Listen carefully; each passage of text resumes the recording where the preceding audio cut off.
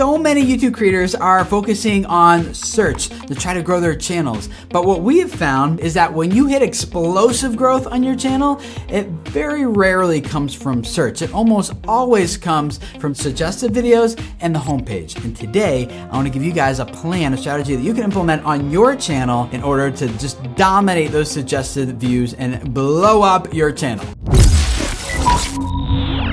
Hey guys, my name is Tim Schmoyer. Welcome to Video Creators. We are all about helping you guys grow your YouTube audience, get more views, more subscribers, make more money so that you can reach more people and change their lives with the messages that you are spreading. So thank you for letting us be a small part of that with you here today. If you are a smart YouTube creator, then targeting suggested traffic and homepage traffic and things like that should be a part of your strategy for growing your channel. But most creators, hopefully not like you, are making some pretty big mistakes when it comes to how they do that. Most of the time, creators mistakenly believe that ranking and suggested and homepage and other places like that around YouTube are based on metadata, keywords, tags. And so they'll do things like if they want their video to rank next to PewDiePie, then they add PewDiePie to the tags of their video. Or sometimes they'll look at a video that's performing well and they'll just copy all their tags and paste that to their video, thinking like the tags must be what's making the video perform well, right?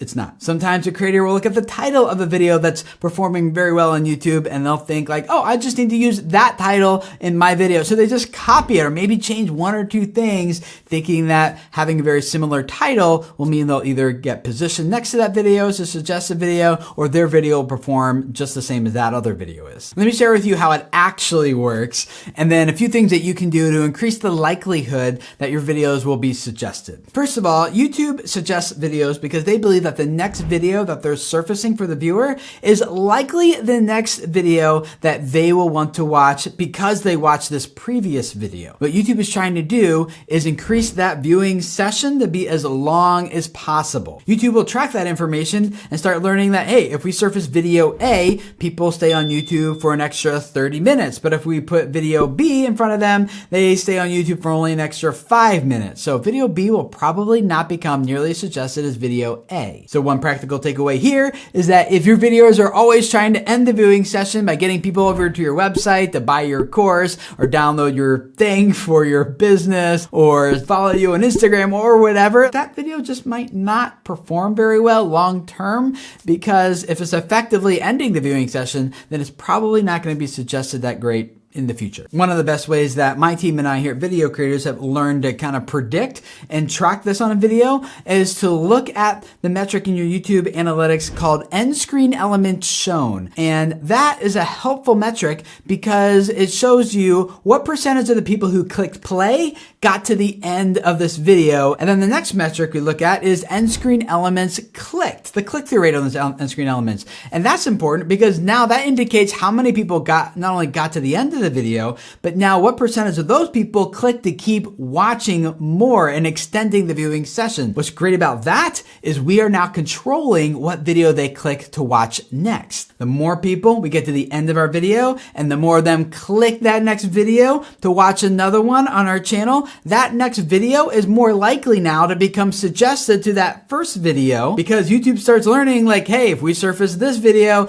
they get to the end, this percentage of the people want to click and watch this next video. But here's the bonus trick. When they get to the end of your video, don't just give them another video to click and watch. Instead, give them a short playlist. And if you get them into a playlist, like these are an amazing, powerful tool that are so underutilized. A playlist, think of it not as the primary goal here is to organize content, like put all your videos about this topic into a category. It's not about that. The playlist, the goal should be to get a viewer to watch one video and another video and another video and another video, right? And so now you can actually start crafting the viewing session. And guess what? When people get into a playlist and you start seeing in your data more and more people making it through that playlist, those videos you also see are more likely to become suggested to each other, even for viewers who aren't in the playlist. Now, I already know that the most thumbed up like question comment that you guys are going to ask below this video is, I get this percentage. Is that good or bad? Let me give you like a number that I would shoot for if I were you. I would focus on getting 50%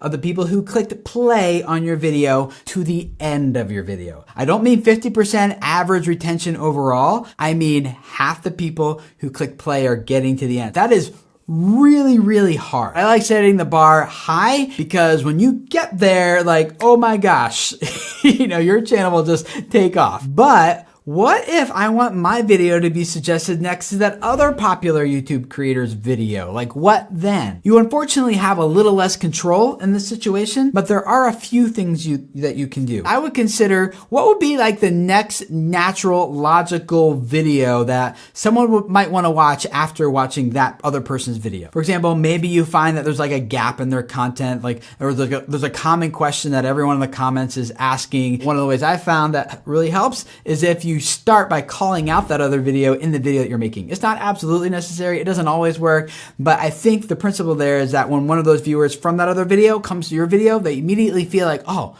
I'm in the right place, or oh, that like they are addressing the exact piece of content that I have the question about. People don't want to watch the same video they just watched. They got that information. Now they went like the next step. Like, what's the next logical question they might ask? There's a few other things you need to know in order for all this to really work. Like, how do you increase the click-through rate on your titles and thumbnails? You're not going to be suggested if no one's clicking on your videos, right? And how do you design your end screens for more clicks? What's the best place to put those elements where people are most likely to click? We've done a lot of studies and research on that with our clients. We put together a short playlist for you guys right here that you can click on to go, that'll answer a lot of those questions. And now you can see exactly why I'm pitching that as opposed to telling you to subscribe, because I want those videos to be suggested to each other and to this one. So help me out, click, and I'll see you guys in those next videos.